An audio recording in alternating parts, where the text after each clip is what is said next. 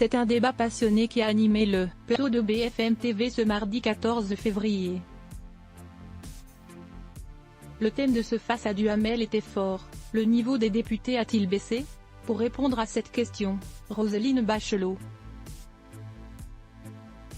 ancienne ministre de la Culture, a débattu avec Alain Duhamel dans l'émission présentée par Olivier Truchot et Alain Marchal.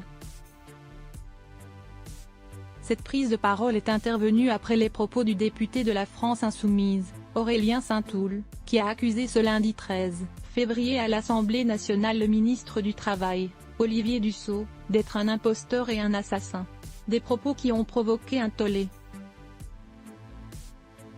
Roselyne Bachelot a expliqué que les dérapages verbaux existent depuis toujours, mais qu'avant, les députés se retrouvaient à la buvette pour parler, on pouvait négocier sur un certain nombre de choses politiques. L'ancienne ministre a désigné un responsable, c'est la faute de la télévision, a-t-elle déclaré avant de s'expliquer, s'adressant au présentateur. Avant, il y avait des orateurs qui avaient appris à parler avec une culture générale.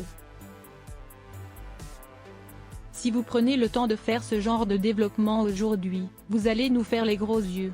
Ce à quoi Olivier Truchot lui a répondu, visiblement peu convaincu, ça va être de notre faute. L'ancienne ministre d'Emmanuel Macron a reproché aux émissions de télévision et à leurs animateurs d'avoir un timing serré qui ne permet plus à un homme ou une femme politique d'argumenter comme le faisaient leurs prédécesseurs.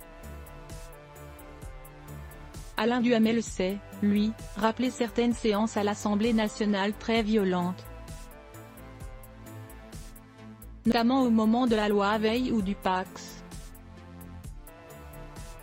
Pour le journaliste politique, le climat n'était pas le même parce qu'il concernait des parlementaires différents de ceux qui s'assoient dans l'hémicycle aujourd'hui. Des députés qui ne connaissent pas la France selon lui. Et ce dernier de conclure, qu'y a-t-il aujourd'hui comme grand orateur parlementaire? Il n'y a personne. Et cela ferait toute la différence pour lui. Article écrit en collaboration avec 6 Médias Crédit, photos, capture d'écran BFM Télévision.